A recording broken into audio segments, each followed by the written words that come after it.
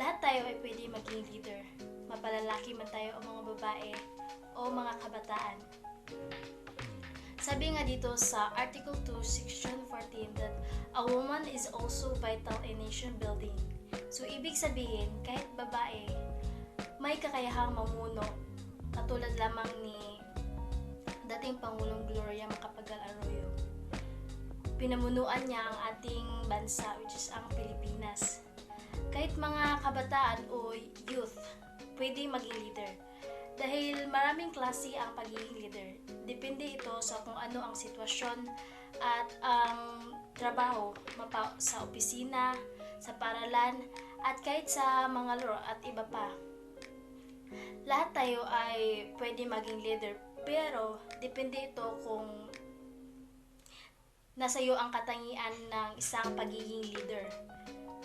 Na ang katangian na yon ay dapat ikaw na leader ay mayroong kakayahang mamuno at kailangan bilang isang leader ikaw ay maging inspirasyon sa iba, marunong kang mag-guide at magturo sa nasasakupan mo at para magampanan mo rin ng mabuti ang iyong pagiging leader. Effective leadership.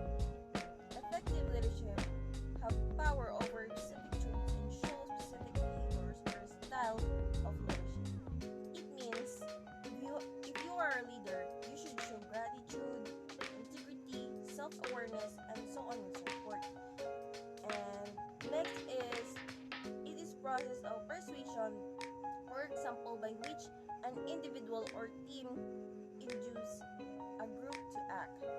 So, according to John Garden, in our leadership, leadership is a process of persuasion, for example, by which an individual induces a group to pursue objectives held by the leader or shared by the leader and his or her followers.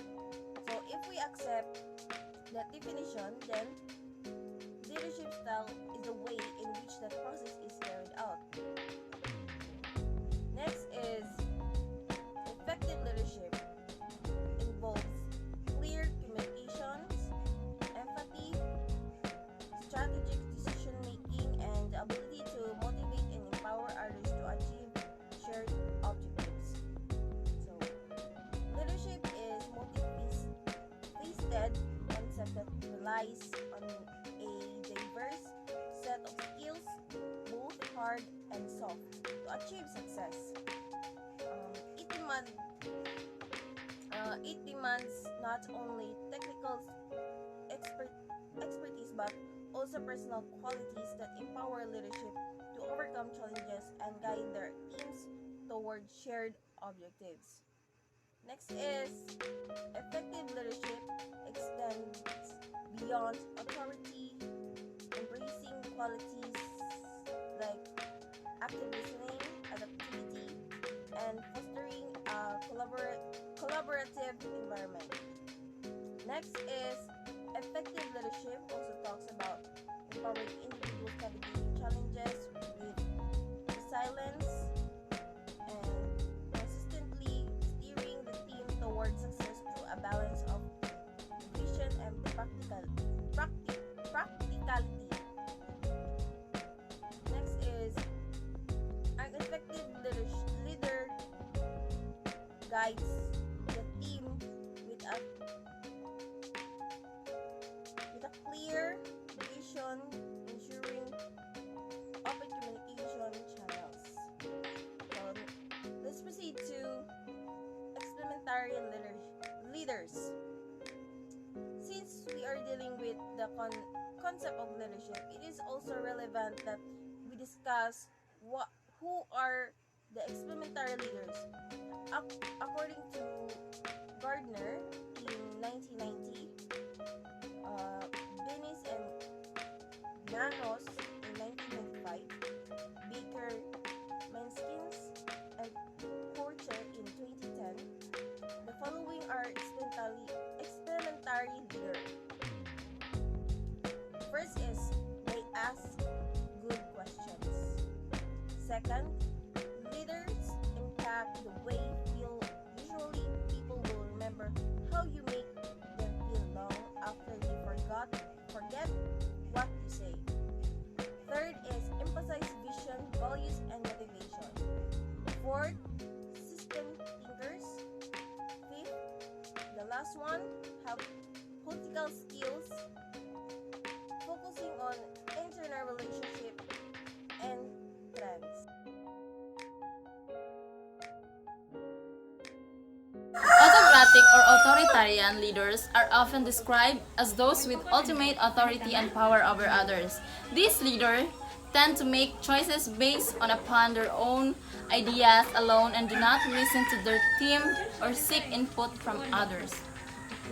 Leadership styles would be vary based on different circumstances. On one style of leadership may be effective as to Pedro to Juan, it may be effective today, but not tomorrow.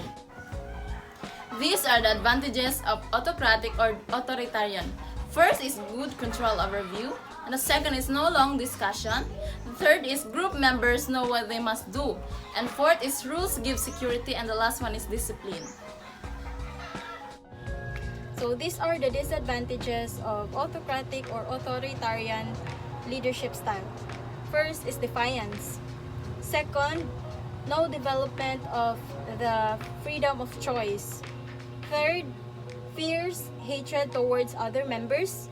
Fourth, no trust. 5, less self-confidence. 6 is less freedom. 7, weakened independence of the group. Jezebel Clarabal already discussed to you about the autocratic or authoritarian leadership style. So now I will going to discuss to you about the participative or democratic leadership style. So what is participative or democratic style, leadership style? It is the social equality of being advocated by the style of leadership based on the leaders sharing of decision-making abilities with the group members for the best interest of the group. It encourages every individual members to be part of the decision-making. Leaders in this style is very open as they keep and share decision-making and problem-solving responsibilities. The leaders in this style is the final arbiter after the information and suggestions of the individual members have been consolidated and considered. The democratic leadership style or participative management actively involves the people being led. Democratic leaders often seek feedbacks and input from subordinates. They encourage conversation and participation in the decision-making process. Example of this leadership style is, like for example, me. I am the CEO and the chairman of PepsiCo. It is a corporation.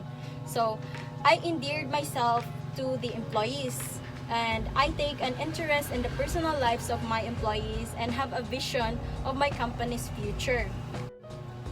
So, this kind of leadership have a disadvantage and advantages. So, allow me to share the advantages of this leadership style. First is compromises are agreed. Second, there is variation of ideas. A lot of ideas nga mabuo ani nga leadership style because in this leadership style, di ba, is kanang open sa leaders and members. So ang members na sila own ideas and then also same as the leader. So i-compromise nila na idea so para makakam up sila og almost perfect nga decision making. So third is confidence to the individual capacity is manifested. Fourth is public interest are strengthened. Fifth is there is freedom of opinion. So as I say earlier, ang members is naay kanang freedom to speak and freedom to kanang give an opinion to the leader. So sixth is equality of rights. In this kind of leadership style, they have equality of rights, members or either leaders. So lastly is integration of ideas. So gi-integrate nila ang ideas sa leader and members para makakam up sila, as I say earlier, makakam up sila og kanang nice nga decision making. Second is difficult for the leader. Yes, it is also true. It is difficult for the leader because the members will give their opinions, and then the leaders will, compromise to the leader, and then ang leader ang mupili sa kanang pinaka the best nga opinion nga gihatag sa members. So that's why naa siya sa disadvantages. That's why it is difficult for the leader.